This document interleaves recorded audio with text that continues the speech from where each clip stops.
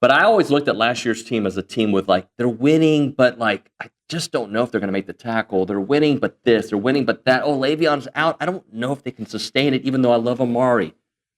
This year, I just think they're winning because they're better. That's the bottom line. There's one thing to have depth.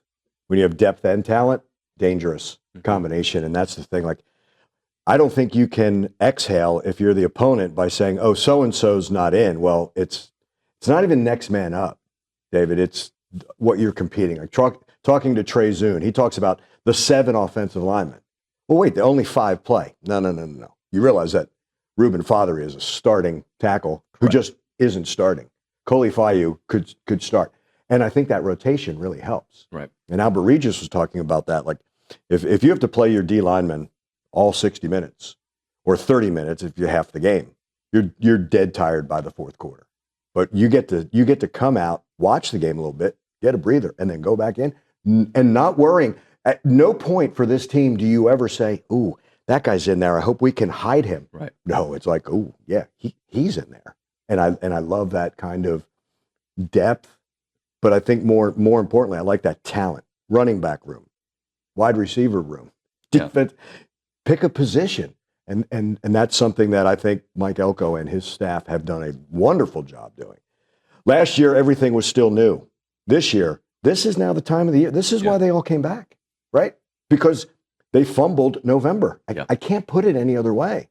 Now they have an opportunity. This is why, what do we talk about? All the work in the dark, right? This was the extra rep. This is why you lift with Tommy Moffitt. Yep. This is why you did all.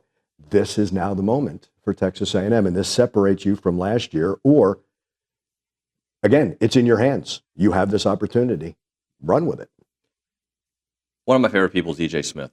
Talking to him, watching him play. There was a point last year where I was like, I don't know if I want him to. Like, he just didn't seem right. And then it clicked. And this year, I can't wait till he touches the ball. Right? And there's a reason why last year, because he was hurt, but it was never an excuse. No, he just went out there. Right. Now, okay, each running back brings something different, yet each is the same, if that makes sense. It makes sense to me. In that, like, Amari sets the tone at LSU by putting his shoulder down and running somebody over on the sideline at the 50, right?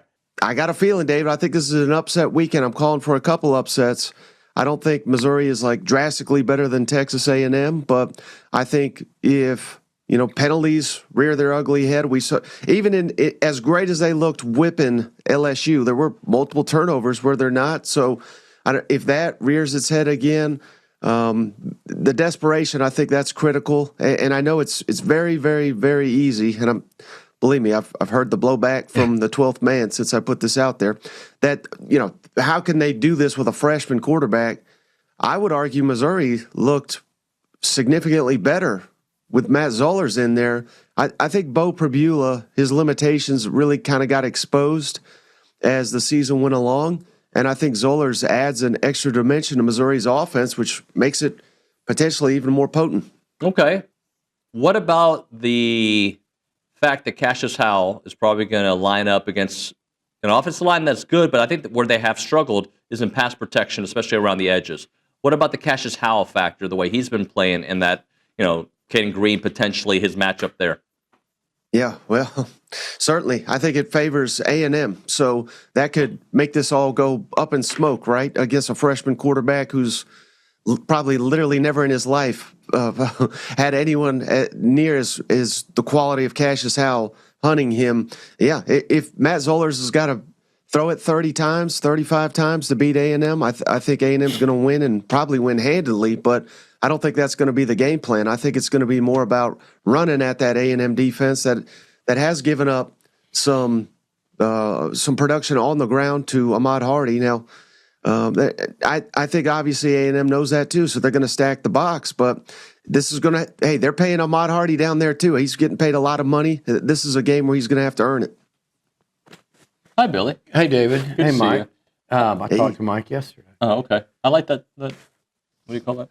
Vest? It's a vest. Yeah, sorry. So what I'm getting at, Yeah. Nuno, is I disagree with you because there's a home game against – I know what Lenora Sellers can do, and I know they've got a freak wide receiver, and they got a good running game, or good running back.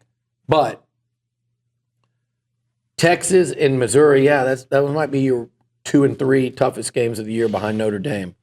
But you're talking about a 3-game road stretch that included Death Valley. I don't give a damn what anybody says. Yeah. Included Death Valley at night. It included the Florida Gators and all their talent. And it included Fayetteville, and then it turned into at night with all that craziness. That stretch is much tougher. And that, by the way, the stretch includes at Missouri. You can't just move that one. This stretch is the toughest. They're not done with it yet. They got one more part. But, yeah, Mizzou and Texas, but in between you have South Carolina, a lower-level SEC team this year, QB aside, at home, and then Samford before you have Texas.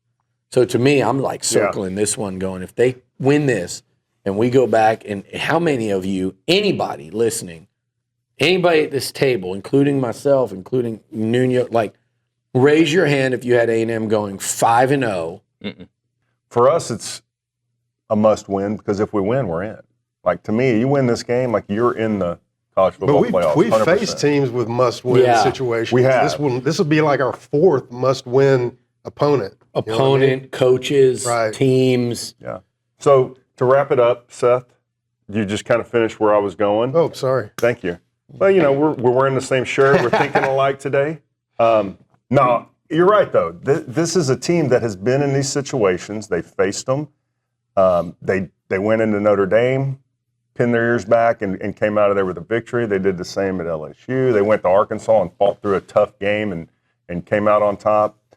We are built to go into a game like this and come out victorious. I really believe that's that. a good point. And that's I think this is a dangerous game. If you're not an Aggie and you're around the country and you're looking at this game, I think this is a dangerous game. I think A&M, if you're not an Aggie and you're looking at it, I think you'd be well within your right or scope or realm of reality to say this team should be on upset alert. I would say if there's an upset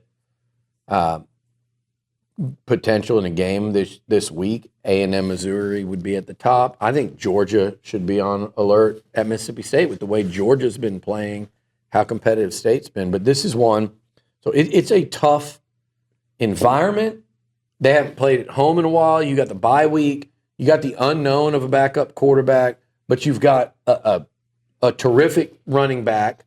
And if there is a weakness for A&M, they haven't been bad against the run. They've been bad at times. Yeah, spotty. Arkansas, particularly in the first half, even LSU in the first half, were creasing them a little bit. You go back to, I don't really count the early season, but there's been games and moments where teams have run well.